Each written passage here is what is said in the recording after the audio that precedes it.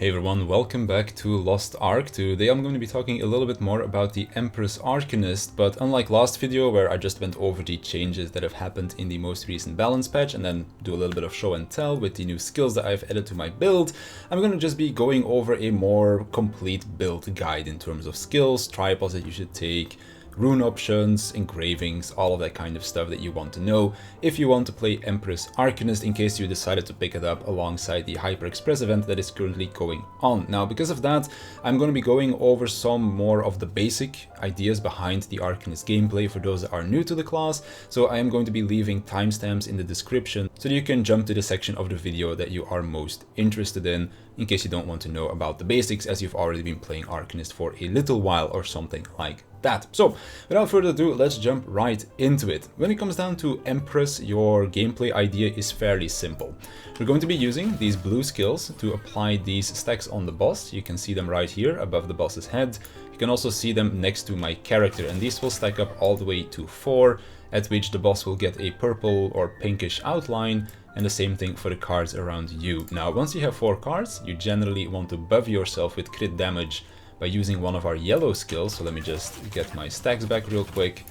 Then we use a yellow skill, which will give us crit damage. Both of them will do that. And then we use a red skill to detonate our card stacks. As you can see, that did a fair amount of damage. If I use the same skill again, you can see I'm doing barely any damage right now. So essentially, you don't really want to use the red skills unless you have card stacks on the target. And the more stacks you have, the bigger the damage of the red skill is going to be. Because of course you can still use it at 2 stacks or something. But as you can see, only 2 million damage.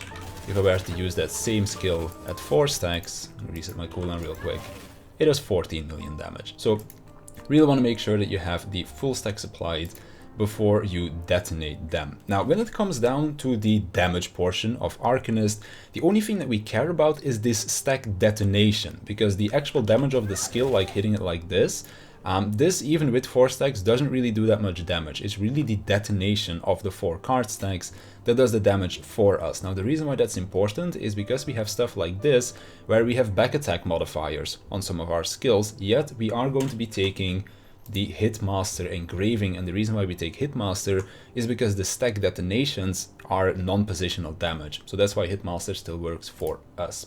So that's kind of like the idea behind it. The only damage we care about is our red skill damage, so that is the only thing that we are going to be caring about when we build our engravings, and more on that later when we go over the engraving section. Now, of course, the stacking and detonating of card stacks is only one part of the Arcanist gameplay. The other part is going to be the cards. There's a lot of cards for you to remember, but it basically comes down to 2 categories. You have cards that you just play when you get them, and you have cards that you play whenever you do your big burst skills. And I guess there's some unique cards as well that require a little bit more unique situations where you use them, but those are like the general 3 categories, I guess you could say, of your cards. Now, the 3 grayed out cards right here are part of the Emperor engraving. Since the current patch, Emperor and Empress do not mix well together anymore. Like before, prior to this patch, you might sometimes use level 1 Emperor to get the Emperor card in your deck, but since the new patch, we get 2 new cards that replace the Balance and the Judgment card when you're playing the Emperor engraving, and Balance and Judgment are 2 very powerful cards for the Emperor's Arcanist, so that is why you can't mix these 2 engravings together anymore. I guess you could still technically go like level 1 Empress when you play Emperor, but I'm not 100% sure on that. I don't really play Emperor myself, so I'm not gonna comment too much on that. Now, when it comes down to the cards effects themselves, I'll just quickly go over them and then also tell you where you generally want to use them. So, 3-headed snake is going to make your auto attacks deal more damage, make them split into 3 directions instead of 1, and is also going to be applying card stacks onto the boss. So you know these stacks right here that I'm applying, whenever I use my auto attacks, I would be applying those stacks as well. And I'll quickly see if I can draw a Hydra card. I finally pulled a Hydra card. So essentially what this does is it splits your auto attack into a stream of 3 instead of 1. And every time that you auto attack the boss, you're going to be adding a 1 stack of cards as well. Now, generally what you want to do with this is you want to auto attack once, use a skill in between, auto attack a second time, and that will get you those stacks as well. Now, when we are in our mana recovery state, where we have a very large amount of cooldown reduction, we're generally not going to be using this card, but when we're in the mana addiction state, like I am right now, where I don't get cooldown reduction, it is a way for you to get more stacks onto the boss. And this works with this skill as well, for example. You use a skill, you use one auto attack, and then you use your red skill to detonate the stacks. The Mayhem card, very simple, you get a 30-second buff that increases your attack speed by 3% up to 15% every time that you use a skill. So just use it when you get it and it will stay active for quite a while. Corrosion, same thing, 30-second buff, this time is a debuff that you apply on the boss, and every time that you deal damage to it, you have a chance to deal bonus damage. While it is a debuff on the boss, the debuff only affects you, so it's not a synergy that you're going to be playing. Joy is going to be decreasing your active cooldowns by 15%, and you have a 50% chance of reducing them by an extra 30%. So if you get lucky, you get 45% active cooldown reduction. What I mean by that is you press a skill and then you press your Joy card to instantly reduce the cooldown that is still left on those skills. Then we have Twisted Fate. This one is a very hit or miss skill. This can either be your strongest card that you have in your deck or the most useless one, because it can give you from 0 to 40% damage bonus for 4 seconds. If you get unlucky, you get 0%. If you get lucky, you get 10, 20, 30 or 40% damage increase. It's kind of random how much you're gonna get. Usually you get around a 10% damage increase from this card from like the testing that I've done. If you get really lucky, you get 40% and you're going to be doing a lot of damage. But it's very hit or miss if this card is good or not. Ghost is just going to give you movement speed and lets you ignore collision with monsters while you're moving about. It's kind of like the most useless card that we have. Cull is going to be increasing your crit rate to 100% and also adding 50% crit damage, so a very strong card because it allows you to just crit everything and then also give you added crit damage.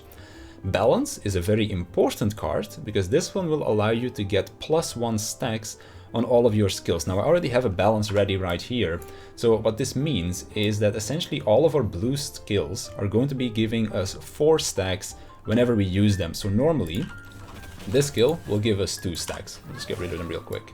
This skill will give us 3 stacks, and our flip over here will give us 4. And then because of the tripods that I've taken, this skill also gives us 2 stacks. Now when I have the balance card active, this one will give us 4 instead of 2. This one will also get us 4 instead of 3. This one, well, this will still give us 4 stacks just like it did before. And now this one will give us 3 stacks. The main important ones to look at are going to be our scratch dealer and our dealer's flip, because these will both give us 4 stacks now, which allows us to speed up our rotation quite a bit, which is going to be pretty important as well to keep ourselves into this enhanced boundless MP state. So that is why this balance card is very strong, because it allows us to speed up our rotation a lot. The faster we make our rotation go, the faster we can get our red skills out, and our red skills are our main damage source. And since the balance patch, we're also pulling the balance card a whole lot more often. So definitely something to keep in mind, that you have to adjust your rotation whenever you pull this card. Then we have the Judgment card. This allows us to use our red skills as if we already have 4 stacks onto the boss. So what this allows us to do is it allows us to just use our red skills back to back for 4 seconds. This is also why we are taking a cooldown tripod on 4 of a kind, because it allows us to spam this skill as much as we want while this 4-second Judgment buff is active. Generally, you want to try and pair this together with something like a Cull card, Twisted Fate, or a Wheel of Fortune to reset your Celestial Rain cooldown to fit as much damage underneath this buff as you can. The Moon card, very simple again, 20% cooldown reduction for 30 seconds, so just play when you get it. Star card, another simple one, gives us 50% mana back and then gives us MP recovery for 20 seconds. The Clown card will turn into the last card that we use. So say for example I use my Judgment card, I then use Clown, I now have a second Judgment card into my hand to play whenever I want to. So very strong card, but you do need to remember the last card that you used, because if you for example use a Hydra card, you play Clown, you get a second Hydra, well that's not really value right there. You want to try and copy one of those strong cards to fish for more damage. Then we have Royal. This will simply pull 2 new cards out of our deck. If you already have a strong card ready, like a Cull or a Judgment for example, you could use this to pull 1 new card and try to gamble into like rolling a Twisted Fate or a Wheel of Fortune or something. But in general, you just want to use this to pull 2 new cards. And for some reason, this card also has a very high chance to pull itself again. Don't know why that is, but it's something that I've noticed over playing Arcanist for the last few months. Last but not least, we have the Wheel of Fortune card. This one is a very strong card because it allows you to reset the cooldown of the next skill that you use. And yes, this works on your Awakening. So I already have a Wheel of Fortune ready. If I play this and I use my Awakening, you can see that my Awakening comes back, so I can use my Awakening a second time. So if you play that together with a Twisted Fate, a Cull is probably the best one because your Awakening doesn't have a high crit rate like your other 3 red skills do because it doesn't have tripods. So Cull and then the Wheel of Fortune together with your Awakening, very strong combination if you're able to pull for that. But of course, it's all RNG. These cards, you do want to learn what they do, obviously, but my recommendation would be that if you're new to Arcanist, just learn what the general card idea is going to be, as in like, do I want to play it when I get it, or do I want to play it before my burst or something like that. Learn that first, and then you can learn the specifics of the cards themselves. But honestly, if you play around with it for like a few days, you're going to be learning these cards without too much trouble. So when it then comes to building our character itself, when it comes down to our stats, we want to go full on specialization because this increases our ruin skill damage, and it also increases our card meter gain, which is this purple bar. Well, right now it's not purple, but as you can see in the middle of my identity gauge, the purple bar, that is going to be affected by the specialization stat as well. And because our ruin skill damage is the only damage we care about, we want to get as much specialization as possible. A secondary stat, you can go either for crit rate or you can go for swiftness, since our latest patch as well, it is an option. Crit rate is going to be a more reliable stat to go for because you're going to be critting more often. Swiftness is going to be giving you a higher ceiling because you're going to be rotating through your spells faster. It's also going to make it easier for you to stay in the mana recovery state where you get that high cooldown reduction. So it's kind of up to you what you want to go for. I've been used to playing crit spec, so that is why I decided to stay with crit rate. For our relic set, there's only one option really, and that is the Nightmare Flower set. Reason behind that is very simple. Dominion we can't really go for because we don't build high swiftness, and you want high swiftness to be able to use your Awakening more often, so Dominion is off the table. Betrayal, well, that's for your Chaos Dungeons, so you don't really use that. Yearning is the support set, so you don't use that either. Destruction, again, support set. Charm is another set you can use for your Chaos Dungeons, which I am personally running for my Chaos Dungeon, so pretty good one to try out if you want to do that. Entropy set, we're not a back attacking class, so we can't use that either. Hallucination gives us crit rate, which we already have plenty of crit rate in our build, which is why we might even not use the crit stat and go swiftness instead. So we definitely don't need hallucination. And then we have salvation, which again, we don't really need to use either. So Nightmare Flower is definitely going to be the best. Makes it so that you don't have mana issues anymore, which you actually have mana issues before you get the set. And secondly, it allows you to just get a lot of damage, and also the mana recovery state, where you get that, I think it's like 40% cooldown reduction or something, which is very big to keep our rotation flowing. So that's kind of what you want to do with your stats and then your relic set.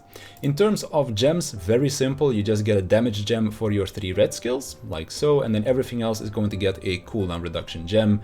So it makes it a fairly cheaper class to build, I guess, if you're looking to build like max level gems, because you only need 3 damage gems, whereas some other classes need like 4 or 5 of them. In terms of cards, Light of Salvation is really the only option here, but because I don't have my 18 Awakening yet, I'm 1 card away, I'm just running the Lost Windcliff for now to give myself some more crit rate. My crit rate is going to be at like 92% or something with this build. What, am I doing that right? Yeah, I think 92% or like 80 something, I don't know. Very high crit rate essentially, because I'm running this set as well. So that is why I'm going to be switching to Lost Windcliff, not Lost Windcliff, why I'm going to be switching to Light of Salvation once I do have my 18 Awakening, because this crit rate is kind of unnecessary for the class. In terms of engravings, this is what I am currently running, but you can do some other stuff as well. So I'll just open up the thing over here. First thing that you want is obviously you want your Empress's Grace engraving. Now this engraving is incredibly efficient at level 1 because it gives you 20%, and it only goes up to 25 and 30% at levels 2 and 3. Also gives you mana recovery, which is going to be really good before you get your Nightmare Flower relic set. So if you want, you can technically keep this at level 1 and then do like a level 2 adrenaline and then add another engraving, like a 6th engraving to your build.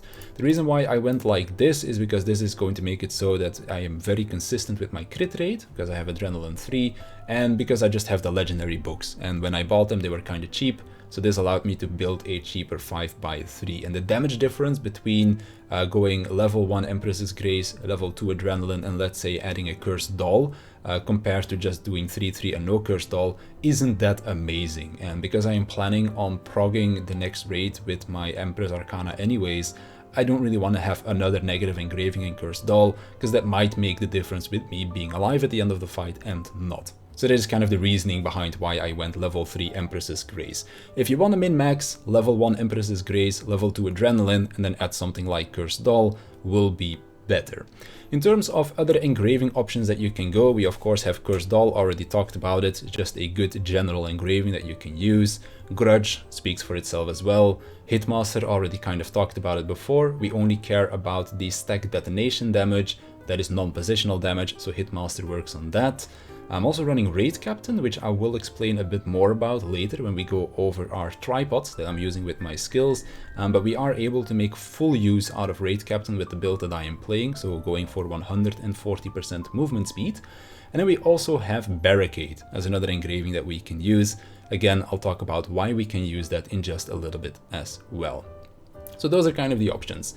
Empress's Grace, Adrenaline, Barricade, Cursed Doll, Grudge, Hitmaster, and Raid Captain, with both Raid Captain and Barricade being situational engravings depending on your skill and rune setup. We can technically use Keen Blunt Weapon as well, but because we essentially have a permanent uptime on a 77.5% crit damage buff already, and we can also get an extra crit damage buff out of our Cull card, Keen Blunt isn't a super efficient engraving for us. Technically we can run it because we have a very high crit rate already, but because we already have so many crit damage buffs, it's not as amazing as running some of the other options that we have available to us, and because we already have so many options available to us, it's better to run those over something like Keen Blunt.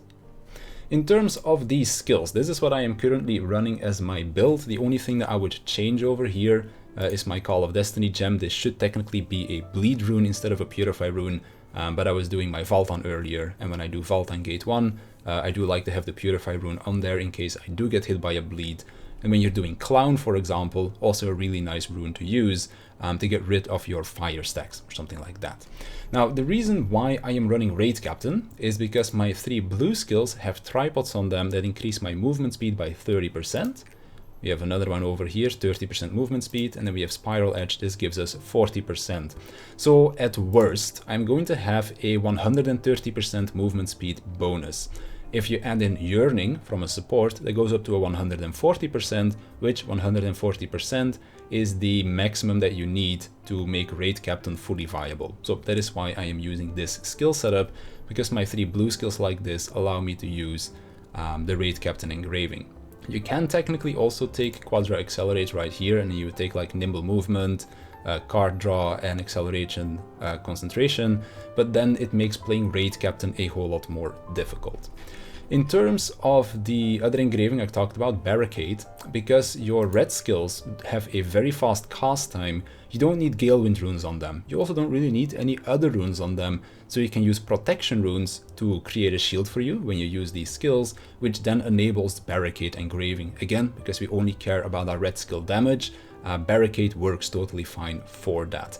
But since our latest patch, our red skills can now generate identity gauge for us, and wealth runes actually work on that. So if you apply wealth runes to your red skills, you're going to be pulling more cards, and more cards means more chances to get those impactful cards to deal more damage as well. So that is why I'm running wealth runes on all of my red skills. Then I have a rage rune over here on return, and then everything else is just Galewind runes. Now in terms of the skills themselves and the tripods, as I mentioned before, Dealer's Flip I am running because of the movement speed tripod. The card draw tripod allows me to pull 3 cards instead of 2, like if I take off this tripod, you can see I'm only getting 2 cards like this, and this means that if I have balance active, I'm only drawing 3 cards. So that is why I am taking the card draw tripod, so that if I have balance active, I pull 4 cards instead of 3.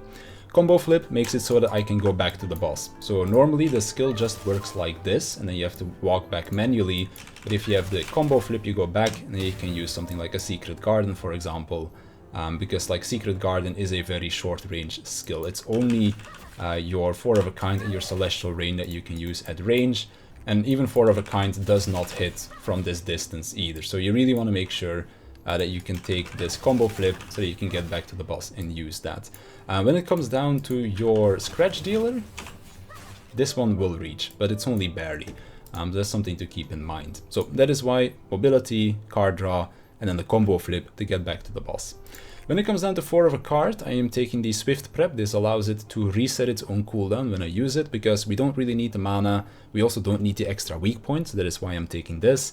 For the second one, we basically have 2 options. You have the guaranteed damage tripod, extra 75% damage, or you can take this one, which is the RNG tripod. Now what this does is this makes it so that when we have stacks on the boss and we use our skill, we have a chance to not consume the stacks. So this is kind of nice, because this will open up new build options as well, which I will quickly demonstrate and talk about later in the video as well, which is the 4 red build.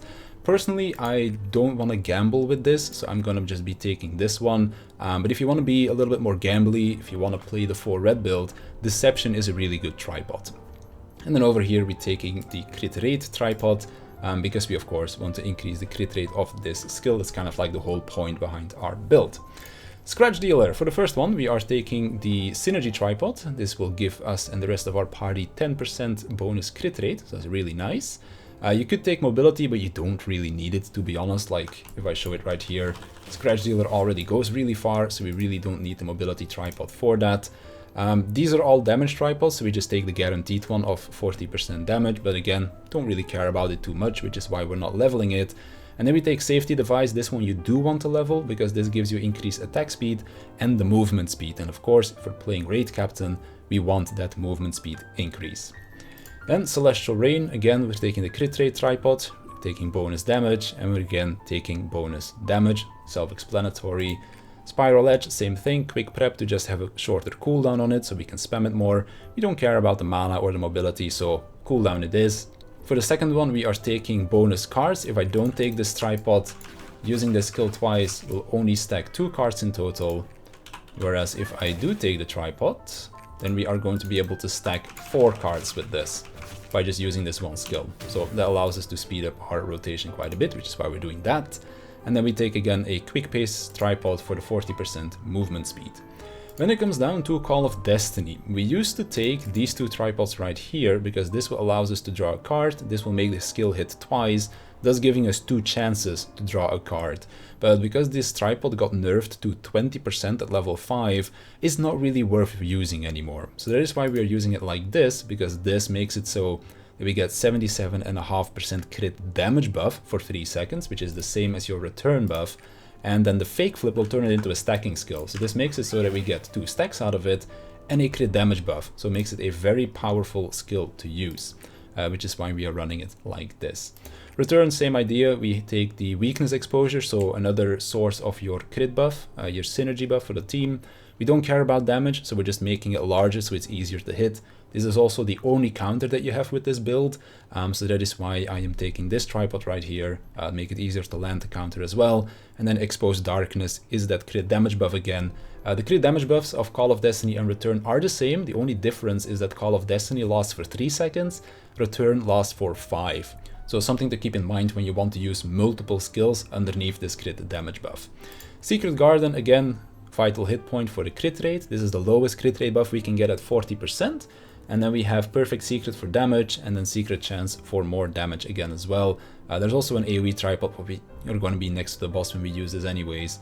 So that's why we take more damage. So those are the general skills that we are going to be using. Now, if you don't like Dealer's Flip, you can again take Quadra Accelerate. Again, Nimble Movement, Card Draw, Accelerate, if you want to be running that. But then you can't really run Raid Captain, because it's going to be a whole lot more difficult to run that. If you don't want to run 4 of a kind and you want a second counter, you can run Serendipity. For this one you'll want Piercing Strike, Lucky Blow, and Intended Luck, because Lucky Blow gives you a 20% chance per stack on the boss to deal bonus crit damage. With 4 stacks that goes up to 80%, and Intended Luck gives an extra 20% to that, so it gives you a 100% chance to increase your crit damage by 500%. Problem is, this doesn't have a crit rate tripod, so the crit rate on this is very low compared to your other red skills, which is why we are taking 4 of a kind instead of Serendipity. But if you want to run this skill, you can do so. If you're running the 4 red build, then you will be running this skill as well. So in terms of the build that I am currently playing, I'm just gonna play my cards real quick, get rid of them. It looks something like this. So you want to be using your cards, of course, stacking them up. You want to use your Awakening to proc your Relic set buff, and then you just hardly hit the boss. Now, of course, I already have my balance active, as you can see. which is why I do have my 4 skills applying immediately, because I already had a balance card drawn. But otherwise, I of course would not be stacking up these skills so quickly, I guess you could say. See, balance dropped, so that is why I am now only getting 2 card stacks out of these skills. But this is kind of like the way that the rotation flows. It's a very fun class to play. And then once you dip into that boundless mana state, as you can see, my cooldowns are incredibly fast.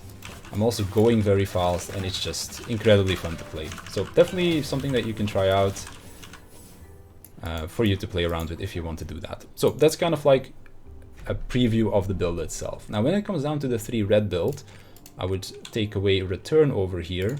I would take serendipity in, use my 3 tripods, and then I also changing the tripod over here to deception. I also have to put it on my hotbar, of course. And then what you're essentially going to be trying to do is you apply your skills like this, you use your 4 of a kind, you hope it doesn't consume the buff, and then you use your other red skill right after. So it is going to be a whole lot more RNG damage, because when your 4 of a kind does consume the card stacks, then you're kind of shooting yourself in the foot, because the next red skill that you use isn't really going to be doing as much damage. But if 4 of a kind does not consume the stacks, then of course it is going to be a pretty nice damage increase. So that is also something that you can play around with if you want to do that. I personally don't really like this build because it's like very RNG heavy, and I would prefer to have like more stable damage out, because as you can see right there, it consumed the stacks, so my secret garden did no damage. Technically you could go looking to see if it consumed the stacks, yes or no, but then I feel like you're going to be wasting too much time looking for it rather than just playing out the build itself. So that is why I prefer the other build, where I use return instead of like the 4th red skill, because this is just like more consistent damage, I guess you could say. Of course, if you get lucky with RNG, the 4 red build probably does more damage, but this is just the preferred build that I like to play, and that's kind of like a little overview of the build as well. So those are like the skill setup. These are the engravings that I am running. Again, if you want to run protection runes, you can do so. If you want to run Quadra Accelerate, take out Raid Captain and put in Barricade or Cursed Doll. You can do level 1 Empress, level 2 Adrenaline, and adding Cursed Doll or Raid Captain like this. And Barricade. Like, there's so many different options that you can choose from. Pick something that fits your playstyle the most and then play around with that. Very fun class to play. Definitely recommend everyone to try it out. And that is pretty much everything I want to cover in this video. So if you have any more questions about the build or just questions about Arcanist in general, then feel free to leave them in the comment section down below and I'll definitely get back to you. But for now, I want to thank you for watching and I'll see you in the next one.